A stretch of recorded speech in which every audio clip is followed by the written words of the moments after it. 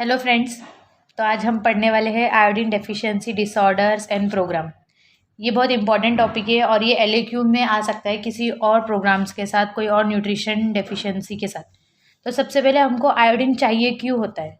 एक तो दो चीज़ों के लिए आयोडीन चाहिए होता है। एक तो पहला तो क्यों आयोडीन अपन को थायराइड हार्मोन बनाने में मदद करता है, T3 एंड T4।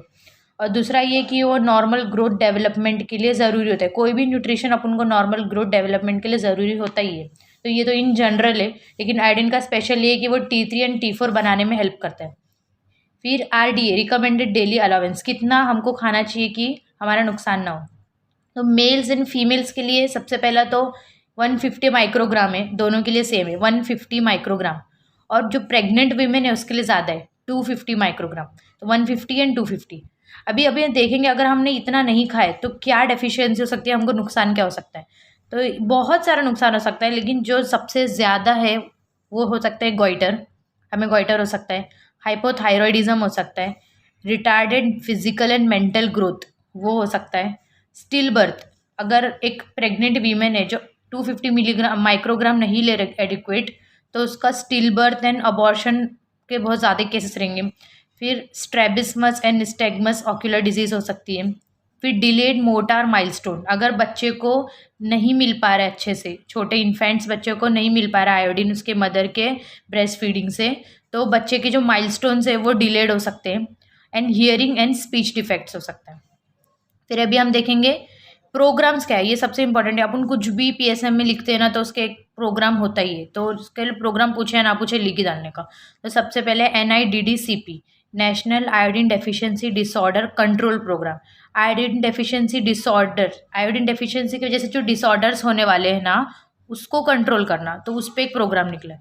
तो ये प्रोग्राम का ऑब्जेक्टिव क्या है, obviously prevention of all IDD, iodine deficiency disorder, वो प्रिवेंट करने का। And conduct IDD surveillance, conduct करने का पूरे भारत में कि कितना हो रहा है आयोडीन डेफिशिएंसी से, कितने लोग अफेक्ट हो रहे हैं, कैसे। अभी गवर्नमेंट ये कैसा अचीव करेंगी, सबसे पहले तो वो क्या करेंगी, सप्लाई आयोडाइज्ड सॉल्ट। जो अपने खाने पीने में जो अपना नमक होता है उसमें आयोडीन की मात्रा को बढ़ा देंगी। एक तो प्रोडक्शन लेवल में तो 30 ppm 30 पार्ट्स पर मिलियन होना ही मांगता है, इससे कम नहीं होना मांगता। और कंज्यूमर लेवल जो ग्राहक खाते हैं उसमें 15 पार्ट्स पर मिलियन इतना होना मांगता।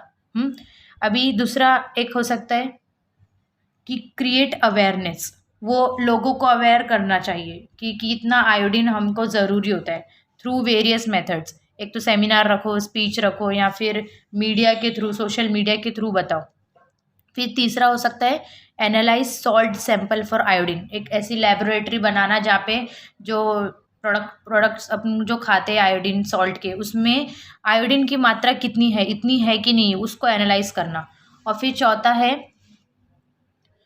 चौथा है बैनिंग नॉन आयोडाइज सॉल्ट, अगर कोई ऐसा ब्रांड जो नॉन आयोडाइज सॉल्ट को प्रोड्यूस कर रहा है तो उसको बैन करना, ताकि लोगों का नुकसान ना हो सके। और पांचवा है surveying every 5 years to assess impact of iodise salt, मतलब हर 5 साल के बाद गवर्नमेंट क्या करेंगी, रीसर्वे करेंगी कि जो प्रोग्राम्स रखे हुए और जो आयोडाइज सॉल्ट वगैरह जितने भी हमने स्ट्रेटजीज के थ्रू ये गॉइटर वगैरह को प्रिवेंट करने की कोशिश की, उसके वजह से लोगों पे इम्पैक्ट पड़ रहा है कि नहीं, उसका कितना फ़ायदा हो रहा है लोगों को।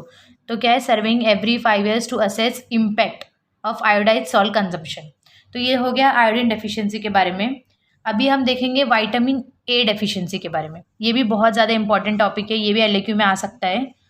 तो विटामिन A डेफिशिएंसी, सबसे पहले तो विटामिन A डेफिशिएंसी